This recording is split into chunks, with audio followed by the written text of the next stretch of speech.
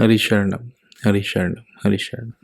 इस पूरे ऐसे के लास्ट के 2 पैराग्राफ है। मुख्यतः से स्वामी जी महाराज अब एक पूरी चेन को समराइज करने के मोड में।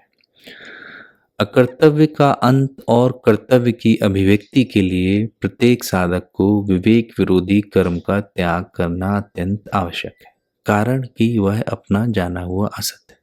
ठीक है, न करने वाली बातें छोड़नी है, तब करने में गति होगी, स्वाभाविकता होगी और डेडिकेशन होगा। विवेक विरोधी कर्म के रहते हुए किया हुआ कर्तव्य भी वास्तव में अकर्तव्य को ही पुष्ट करता है।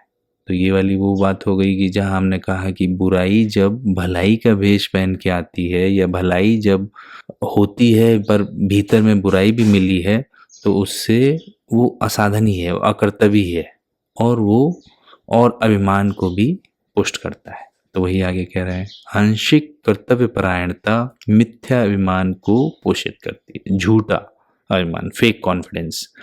सीमित गुणों का अभिमान दोष जनित वेदना को जागृत नहीं होने देता।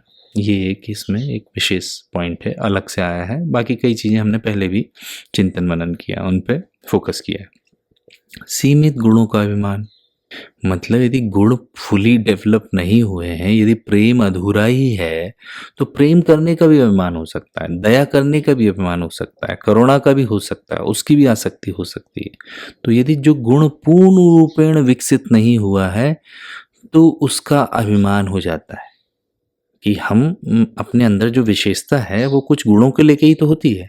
तो वो गुणों का अभिमान, पर उस गुण का एक साइड इफेक्ट क्या होता है, उसका रिपल इफेक्ट क्या होता है, वो दोष जनित वेदना को जागृत नहीं होने देता।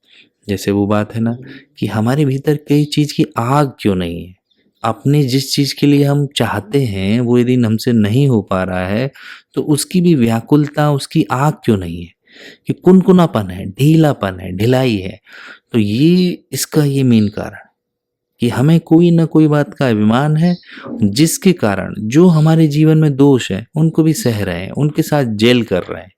तो दोष जनित, दोष से जो वेदना जागृत होनी चाहिए कि हमारे अंदर ये दोष है, तो हमें अखरना चाहिए। चोर को अपने अंदर चोर होने का जो एहसास है, जो नरकपना उसको भीतर फील होना चाहिए, जो एक ऐसा दुख जिससे कि वो उससे जुड़े सुख को छोड़ दे। तो भीतर में जो हम दोष देखने पर भी, होने पर भी जो वेदना क्यों नहीं जागृत होती, क्योंकि जितना दुख होगा आदमी उतना बाहर फटाक से निकल जाएगा। तो उसका ये कारण है कि एक तो अभिमान, और दूसरा कि जितना जितना हमें कोई अपने अंदर दोष दिखा, मान लो जेलेसी दिखी, तो जेलेसी के कारण हमें उसकी डेंजर दिखे कि अरे हमें अपने भाइयों से, अपने दोस्तों से जेलेसी हो गई, तो हम उनके साथ जो एकता है वो कैसे रख पाएंगे, और कैसे ये चीज़ मुझे नहीं अच्छी लग रही। तो जैसा हमें दोष से अच्छा नहीं लगना बढ़ेगा, तो जो दोष में हम मज़ा लेते हैं, दोष जनित जो सुख का प्रलोभन है, वो नाश हो जाएगा। तो वही कह रहे हैं, सीमित गुणों का अभिमान, गुण भी पूर्ण नहीं, मैच्योर्ड नहीं, सीमित गुणों का अभिमान दोष जनित वेदना को जागृत नहीं होने देता, जिसके बिना दोष जनित सुख का प्रलोभन नाश नहीं होता। कोई ना कोई जो बुराई है उसमें हम सुख लेते हैं, तो उसका जो प्रलोभन है कि हम ये बुराई छोड़ देंगे, तो वैसा वैसा मजा हमें नहीं आएगा। जब तक उसके भीतर अच्छे से सजा न देख लें, और उसकी एक अंदर से वेदना, अंदर से दुख ना प्रकट हो, तो वो दुख बड़ा कल्याणकारी है, बड़ा औषधि रूप है। जिसके रहते हुए अकर्तव्य का सर्वांश में अंत संभव नहीं है। कुछ न कुछ गड़बड़ें जिंदगी में बनी रहेंगी, कुछ न कुछ गड़बड़ काम, गड़बड़ सोच, गड़बड़ दिशा, थोड़ा एंगल अपने प्लेन का गड़बड़ रहेगा, कहीं के कहीं पहुंचने वाले हैं। इस दृष्टि से आंशिक कर्तव्य के अभिमान का नाश अनिवार्य है।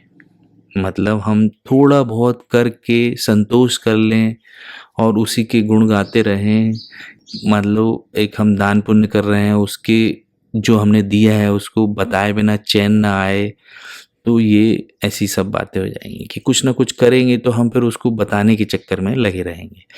तो ये जो आंशिक कर्तव्य है उसके अभिमान से हम बच नहीं पाएंगे।